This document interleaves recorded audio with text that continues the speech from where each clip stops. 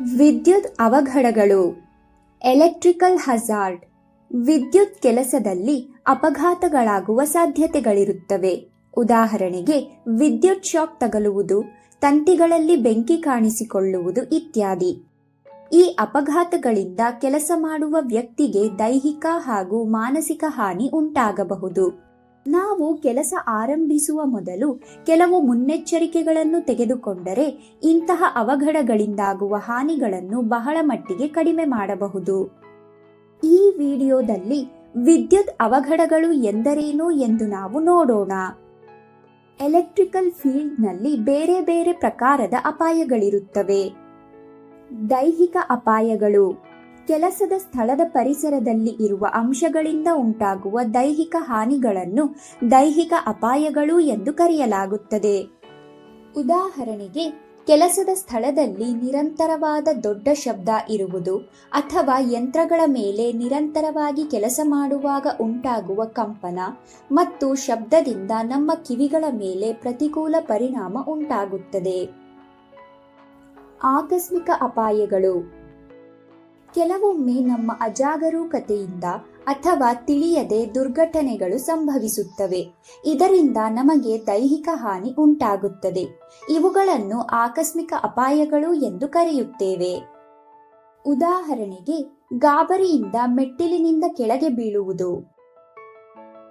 ರಾಸಾಯನಿಕ ಅಪಾಯಗಳು. ನಾವು ಯಾವುದಾದರೂ ಕೆಮಿಕಲ್ ಪ್ಲಾಂಟ್ನಲ್ಲಿ ಎಲೆಕ್ಟ್ರಿಕಲ್ ಕೆಲಸ ಮಾಡುತ್ತಿರುವ ಸಮಯದಲ್ಲಿ ಯಾರಾದರೂ ರಾಸಾಯನಿಕಗಳನ್ನು ಬಳಸುತ್ತಿದ್ದರೆ ಅದರಿಂದ ನಮಗೆ ಹಾನಿಯಾಗಬಹುದು. ವಾತಾವರಣದಲ್ಲಿ ಧೂಳು, ಹೊಗೆ ಅಥವಾ ರಾಸಾಯನಿಕ ಅನಿಲಗಳ ಪ್ರಮಾಣ ಹೆಚ್ಚು ಇದ್ದರೂ ನಮಗೆ ಹಾನಿ ಉಂಟಾಗಬಹುದು. ಇವುಗಳನ್ನು ರಾಸಾಯನಿಕ ಅಪಾಯಗಳು ಎಂದು ಕರೆಯುತ್ತಾರೆ. ಜೈವಿಕ ಅಪಾಯಗಳು. ಸೋಂಕಿತ ವ್ಯಕ್ತಿಯ ದೇಹದಿಂದ ರೋಗ ಹರಡುವ ವೈರಸ್, ಬ್ಯಾಕ್ಟೀರಿಯಾ ಮತ್ತು ಹುಣ್ಣುಗಳು ಇತರ ವ್ಯಕ್ತಿಗಳಿಗೆ ರೋಗವನ್ನು ಹರಡಿಸಬಹುದು. ಇವುಗಳನ್ನು ಜೈವಿಕ ಅಪಾಯಗಳು ಎಂದು ಕರೆಯುತ್ತಾರೆ. ಶಾರೀರಿಕ ಸಂರಚನೆ ಸಂಬಂಧಿತ ಅಪಾಯಗಳು.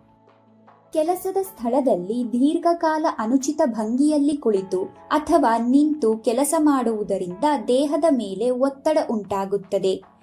ಸರಿಯಾದ ಕೆಲಸದ ಸ್ಥಿತಿ ಅಂದರೆ ಪೋಸ್ಚರ್ ಇಲ್ಲದಿದ್ದರೆ ಅಸೌಕರ್ಯ ಉಂಟಾಗಿ ಹಲವು ರೀತಿಯ ದೈಹಿಕ ಸಮಸ್ಯೆಗಳು ಕಾಣಿಸಿಕೊಳ್ಳುತ್ತವೆ. ಇದಲ್ಲದೆ ದೋಷಯುಕ್ತ ಉಪಕರಣಗಳ ಬಳಕೆಯೂ ಸಹ ತೊಂದರೆಯನ್ನು ಉಂಟುಮಾಡಬಹುದು ಮತ್ತು ದೈಹಿಕ ಹಾನಿಗೆ ಕಾರಣವಾಗಬಹುದು. ಇವುಗಳನ್ನು ಶಾರೀರಿಕ ಸಂರಚನೆ ಸಂಬಂಧಿತ ಅಪಾಯಗಳು ಎಂದು ಕರೆಯುತ್ತಾರೆ. ಮನೋವೈಜ್ಞಾನಿಕ ಅಪಾಯಗಳು. ಒಬ್ಬ ವ್ಯಕ್ತಿಯ ಸಾಮರ್ಥ್ಯಕ್ಕಿಂತ ಹೆಚ್ಚು ಕೆಲಸ ಮಾಡುವುದು ಅಥವಾ ಮಾಡಿಸುವುದು, ಸಹೋದ್ಯೋಗಿಗಳು ಅಥವಾ ಮೇಲ್ವಿಚಾರಕರು ನೀಡುವ ಮಾನಸಿಕ ಕಿರುಕುಳ ಇತ್ಯಾದಿಗಳು ಮನೋವೈಜ್ಞಾನಿಕ ಅಪಾಯಗಳ ವರ್ಗಕ್ಕೆ ಸೇರುತ್ತದೆ. ಸಾರಾಂಶ.